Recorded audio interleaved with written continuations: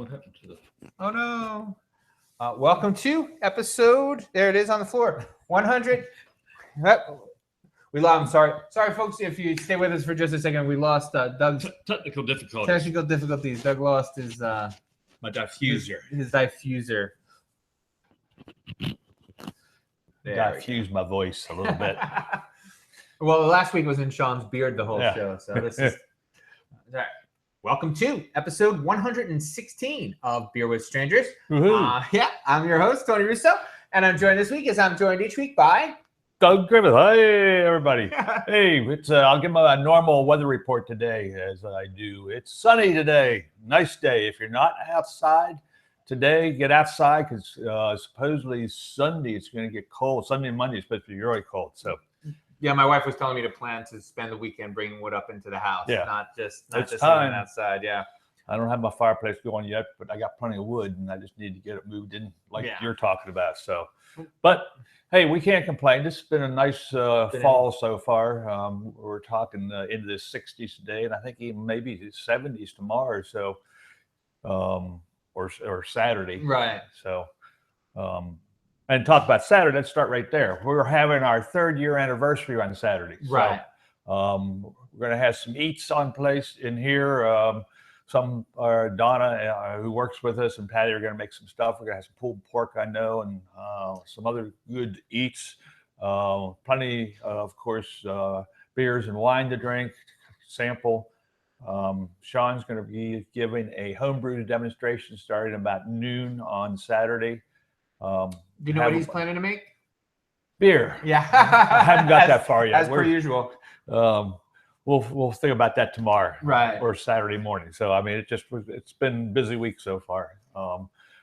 We've got Wallops tonight, as you know. We're Right. going down to about every 4 months go to Wallops Island flight facility. They have a get together, and we usually take some beer down for people to sample, and they have homebrew contest. And anyway, that's happening tonight down there. Starts about 5 o'clock. But you got to be on base or get pre-approval to come. So you can't just show up. Don't just show up. Well, let's do the party first, because then I also want to talk a little bit about Wallops. One of the good things about the parties here is that it's really just like a normal party. It's just people walking around having conversations about what they've been brewing or what they've been doing.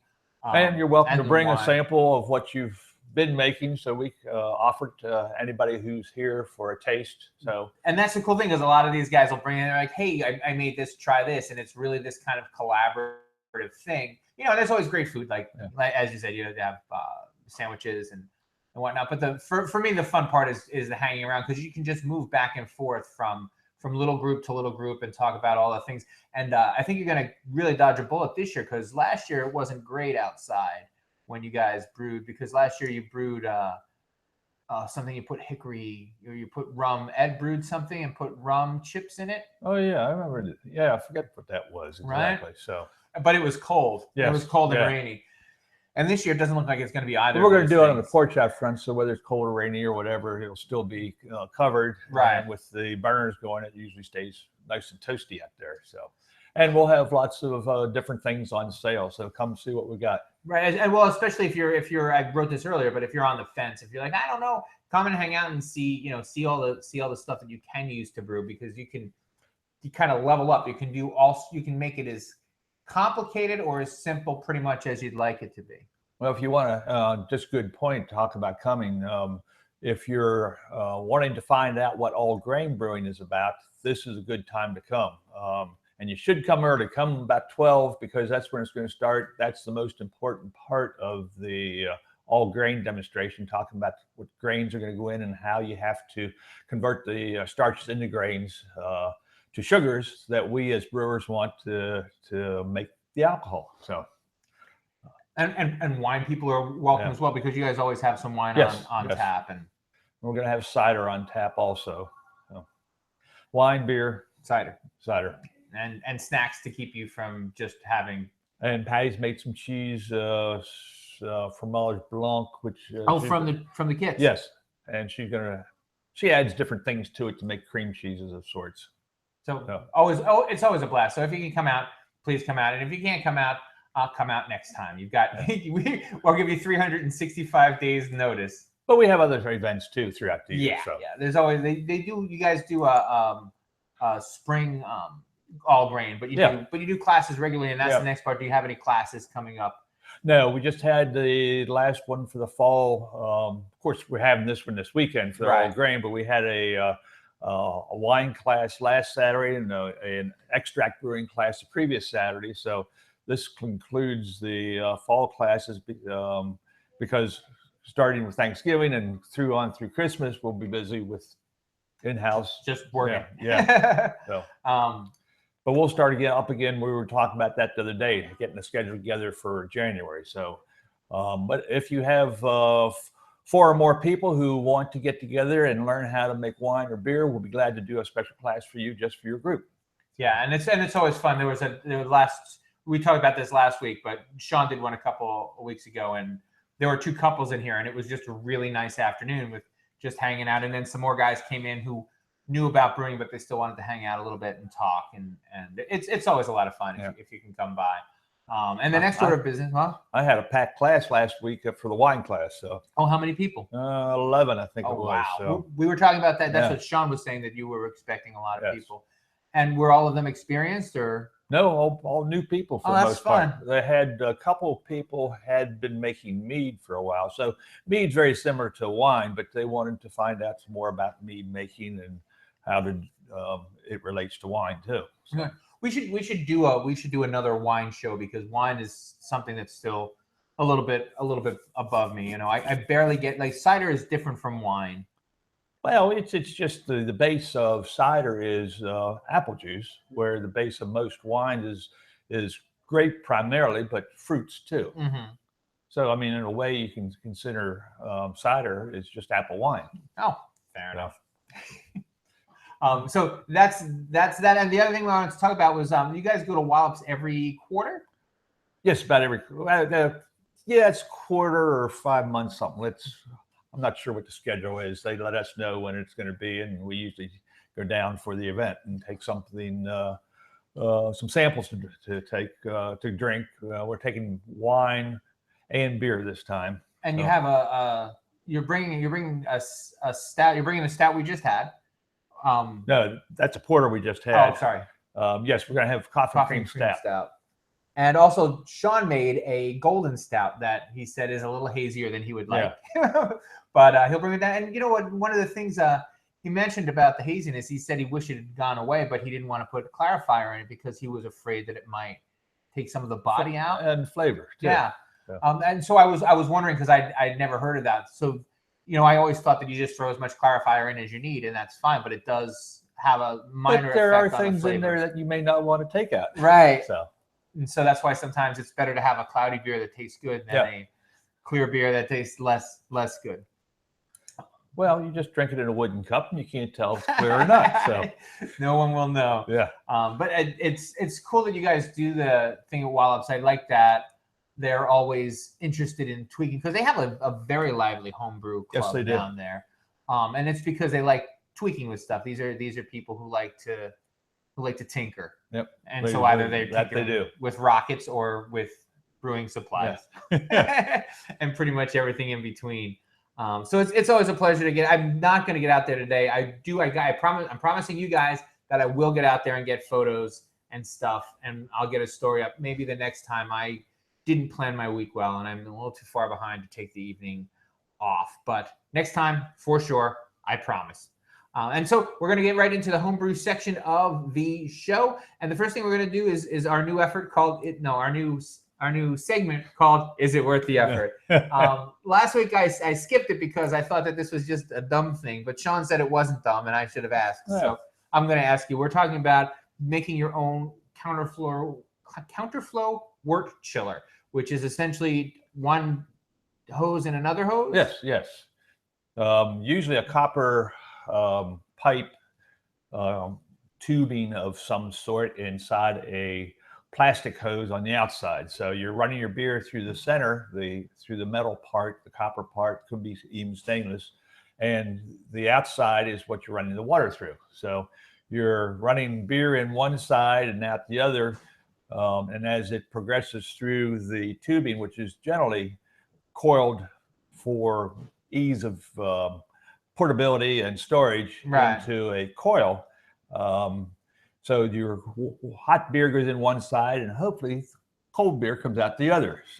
With the tubing on the outside, generally it can be a hose, but anything type of plastic tubing will work that you can seal. You send cold water in the output side of the beer is so that the coldest input of the water is on the coolest part of what you want to have come out for the beer. So as you're running your beer through, the hottest part of the beer hits the hottest part of the water that's being discharged, but still you're taking out that heat. There's BTUs that you want to reduce, so that your input is roughly around 200, maybe a little bit 205 degrees, maybe 210 if it's come right off the burner. You're trying to get down to about 70 so that you get down to fermentation temperatures. And why do you do that? It reduces the chance of infections from external things, mainly bacteria and wild yeast. And so that keeps it, like, the faster you get it down, the less exposed to the open air. Yes, and to some kind of external contamination, so that the beer yeast that you're adding after you chill it is what ferments the beer, not something else. And now, are counterflow wort chillers so expensive that it's better to make them? Or? Well, we have them in stock, but it depends. If you can get, the ones we have are made of copper. Copper is pricey these days. So if you have a source of copper, possibly you can make it cheaper yourself. If you're handy, generally that may be the case. If you're not handy mechanically, it becomes a challenge to get things together correctly. But we also have immersion chillers. Now, what's the difference? Immersion chiller, you actually put in your boiling wort or beer, and it sanitizes it while Because it's it's actually hot. right. So you generally put it in 5 or 10 minutes before the end of the boil, so it gets sanitized right in the pot. With the counterflow wort chillers, you have to run hot water through it when you're done cooling the beer. Sanitize it first.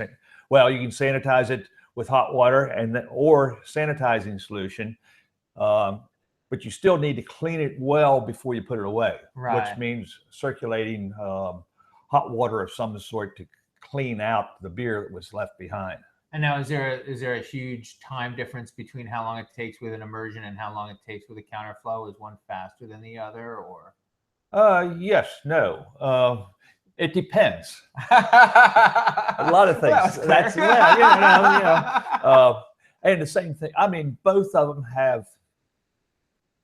It depends. Well, it depends upon water temperature. Oh, right. If you're getting colder water first. Yes.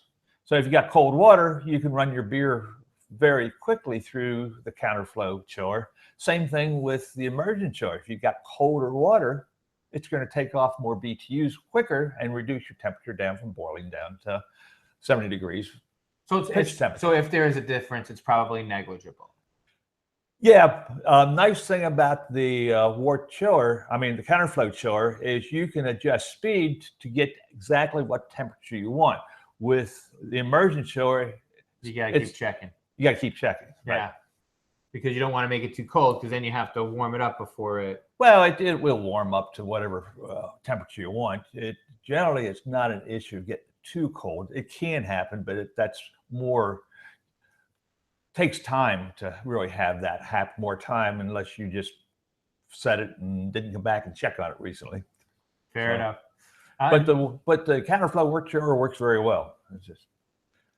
The next thing we wanted to talk about was it's brown porter time of the year, or someone wrote a story about brown porters, and I liked it, so I thought I would share it. I would say it's dark beer time of the year. Dark beer time of the year. So whether it's porters or stouts or brown ales, it's more appropriate, I think, for the fall is more appropriate, and winter is more appropriate for our darker types of beers. Right. And what this reminds me of is always they did the Third Wave does the English porter, the Big Reef English porter, and I remember being surprised at how not punch you in the face it was. Like it's And that was one of the first beers they put out, but it's like a sessionable porter. Well, I think you hit it right on the head. English style generally means well-balanced, not exceptionally high in alcohol, but very flavorful and just a nice beer, drinking beer. Right, and that's what I always call it, beer flavored beer. That's one of my favorite things to say.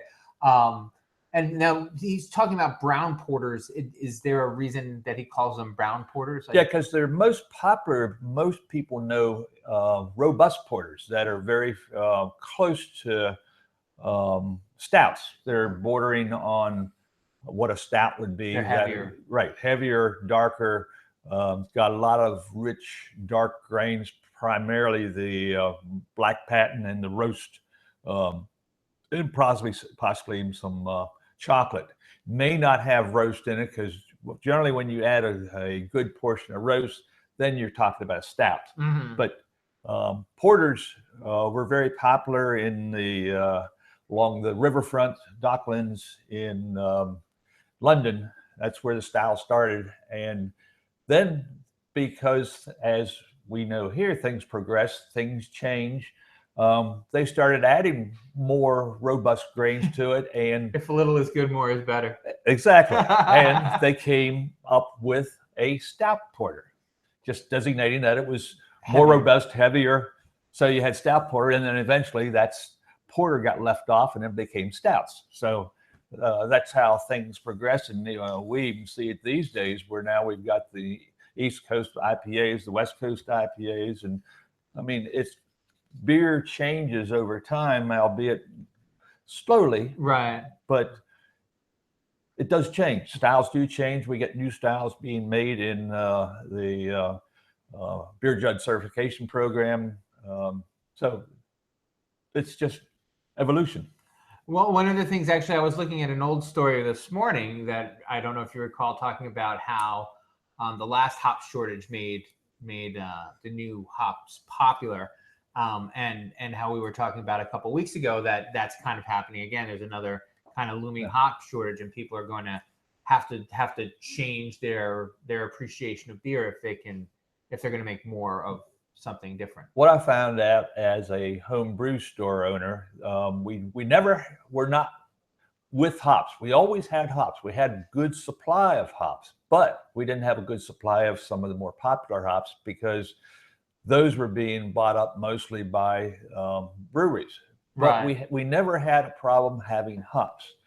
And it forced people to try new things, which sometimes is good. If you get caught in a rut, Right. you like certain things and you use those certain things. But when you can't get those certain things, you try other things, which you may like even better than those popular things that you are getting. But we always had plenty of hops. It was not that issue. It's just we didn't have some of the hops that were very popular and people wanted. Well, and with the homebrewers, it's almost kind of like a bottom up thing, because if the guys who are doing most of the experimenting develop a taste for something, they're going to bring it to their favorite brewer and say, hey, what do you think of this? Or eventually they become professional brewers of their own, and they're like, hey, I really like that, and no one's using this. I can get a ton of it for nothing because no one cares about this hop. Yeah.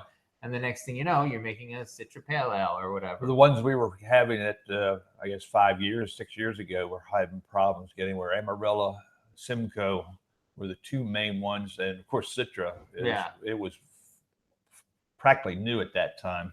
So, but we still had plenty of hops. So there was no ever problem brewing beer with your hops, but it wasn't maybe the hops you really wanted. What are the most popular hops that you sell now that aren't as widely known as those? We've got some.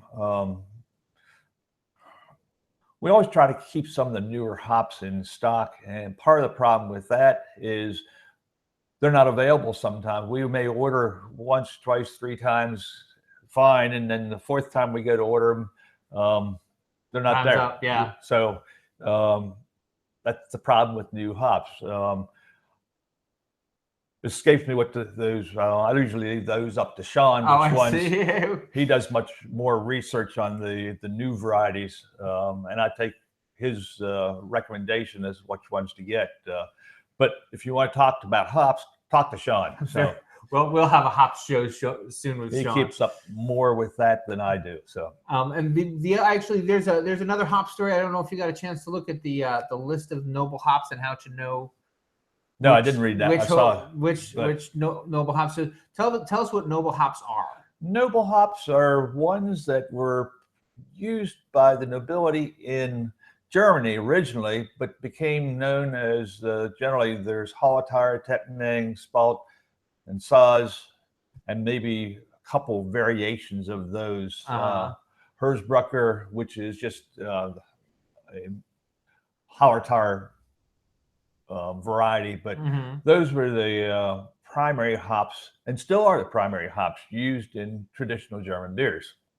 And now, so these would be the bittering hops. Yes. Well, bittering hops, flavor hops, and aroma hops. Oh, so they use it all the way. Yes, all the way use it all the way through. And so this is something that, like a standard issue lager would have these. Yes, one of these hops. In fact, if you've had the original Pilsner Guel, they use Saaz almost exclusively for their. And do a lot of the Pilsners lager still use the Saaz? Yes, yes.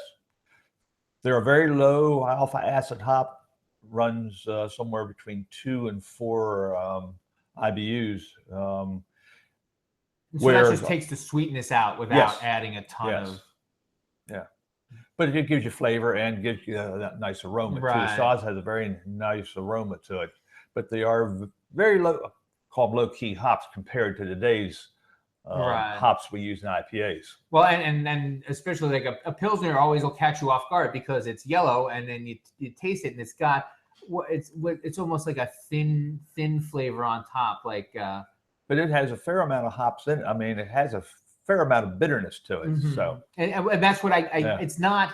It's you don't taste the citrus part of the hops. You just taste the bitter part of the hops. Is that the right way to say it? Well, you're tasting some of the flavor. You just taste the characteristic of those noble hops, right? That's just what they taste like. Fair enough. And they are not citrusy. That's not some of the, not citrusy. I wouldn't call them any of the noble hops very citrusy. And that's and those of us who have been drinking mostly IPAs which is the Cascade and the Citra, and those are the ones that are more likely to have the piney or the citrusy flavors. So. Or you get the Simcoe and the Amarillo together, and you get more grapefruity. So. And so speaking of flavors, let's talk about off flavors, because that's always a fun thing to do. Off flavors are bad. Yeah. Well, yes and no. I saw a couple flavors in here we've talked about. Yes. So that's what. Yeah. There are beers that you expect certain flavors, albeit if it's in another beer, it would be an off flavor, but sometimes in the beer you may be drinking, it's expected. Right. So sour beers. Well, sour beers, but also, the one that was used to be made in Latrobe, Pennsylvania, Rolling Rock. It's got a corny taste. That's the dimethyl sulfide, which gives you the corn aroma. And that's on purpose. That's on purpose. That's expected in that beer. I mean, you always have it, and it's always got a corny taste. But that's the way it's made. And now, where does that come from? It's an off flavor, but in that beer, because it's on purpose. It's on. Well, I can't. It probably is on purpose, because that's the way it comes out from the recipe that they use. Right. It's always had that corny taste. In fact, I've been to classes before where they talk about off flavors, and that's one of the beers they have to tell you what the dimethyl sulfide tastes like. Now, if you're getting that by accident, what are you doing? Are you doing something wrong, or? It's either fermentation temperature or something wrong with the way you probably mash things. But it's a temperature problem usually? Yeah, and it may not, there's a rest that you do at 72 degrees during when you do a lager. It's supposed to get rid of that too. So. And so if you don't rest it long enough, that can do it. Or if you don't rest it at all. So. And that's probably, when you're making that much beer, that's probably where they get it. They skip that part. That could be, yeah. Yeah. But it's a known thing, and that's the way they've always been. So. And now I see you got a chance to grab the list. Were there any that jumped out at you as things that you've seen more of or less of, or the skunkiness, if you get a most notably a Heineken in a green bottle. right? Now a lot of these problems are going away because they're canning a lot of things nowadays. So you don't have a green bottle to let the light penetrate. If the bottle is kept in a dark box all the time and may not see any sun or light, you may not get that either. But Heineken's always had kind of a skunky taste to it. And they always put in green bottles. Now there are Miller High Life, which I think is still around, but they've always been in a clear bottle. Yeah. But they have a special hop in them. They've stabilized the hop, isomerized, so that the light striking doesn't affect them as much. That's weird. So they rather than use a darker bottle, they fix the hops. They want you to see that nice clear bottle. So let's see what else was in there. The MS diacetyl, the one that has the butterscotchy taste. Most time there are a few beers that you get that. I can't remember which ones, but occasionally you get that. And some beers it tastes good in, some beers it's not expected and would be off flavors. And now, and I don't know if I've ever had one that had a butterscotchy. Is that also the one that they call buttered popcorn? It's just a buttery kind of taste? Yeah.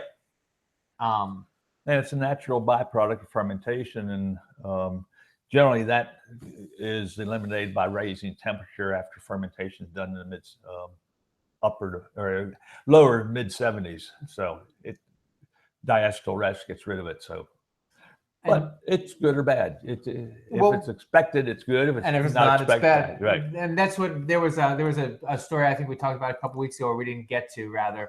About a brewery that actually had to have a recall because they had an infected batch. Okay. And the question, I guess the question that they had to ask themselves was whether anyone would notice or not. And that's got to be tough because they recalled, I don't know, like 10,000 cases or something. The problem is if you're expecting a certain taste off a beer, and that's what a lot of repeat drinkers do, they're expecting a certain beer to taste a certain way, and if it doesn't taste that way, they may drink it one time and say, yeah, enough's enough. Right, I don't want any more of this. And it's just like sour beers. If you know the beer is going to be sour, it's expected. But if you have it in, like the beer you just talked about, it may have had a sour off taste to it that they didn't want. Right. Very well. There's a couple more things I want to get to. I just want to quick mention. I don't know if you saw Jimmy Crone in the paper, but they took a picture of a woman at the Mississippian River Brewing event, and he was in the background. I just thought that was amusing. That's all. Yeah. Because I mean, I guess everybody looks at a newspaper and sees someone they know in the background, but it hasn't happened to me before. Actually, it's been me before. One time, there was a photo that my boss took on the front page, and in the background was me taking the photo from a different angle. And I always thought that was fun. That was the only time I was ever on the front page.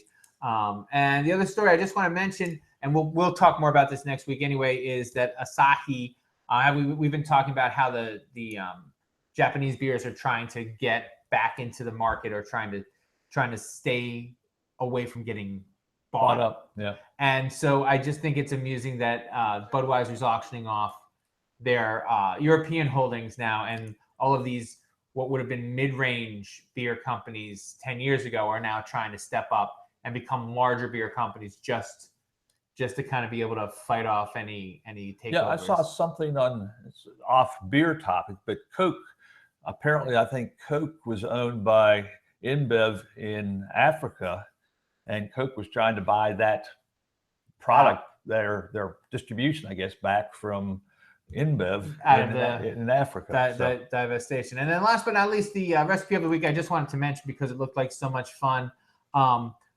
IPA brine veggie relish. And if you get a chance to look at this recipe, you should totally make it. It's just a bunch of fresh vegetables and then equal parts vinegar and the IPA of your choice. Last week, Sean was talking about how he felt his new beer was a little too grassy, but I think a grassy IPA would go very well in this. relish. And that's all we have for this week. So please, if you are listening to this on iTunes, take a minute and switch over and give us a good review, or don't give us a bad review. I thank you. Several of you have dialed in good reviews for us, and we really do appreciate it. Feel free to contact us here at Extreme Brewing. You can get to And also, if you got any topics you'd like covered, by all means, let us know. Absolutely. Doug or I will look it up. Doug won't look it up. I'll look it up. Doug will know it already, is what I'm saying. There's not a lot of questions you're going to get by him, but you'll get lots by me, and so that might be fun just to see me struggle. But yes, please, any questions, any insights, any problems, let us know. Reach out to us, and we'll be happy to answer them. You can get in touch with Extreme Brewing at extremebrewing.com with an E or an X. It's extremebrewing.com. Right. All right. You can get me through shorecraftbeer.com or on social media at my name backwards. That is OSSURYNOT. And I think that's it for this week. So until next week. Drink what you like and be happy, and I hope to see you here on Saturday. We'll see you Saturday, folks.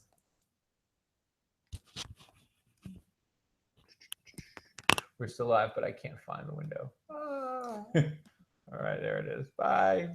Bye.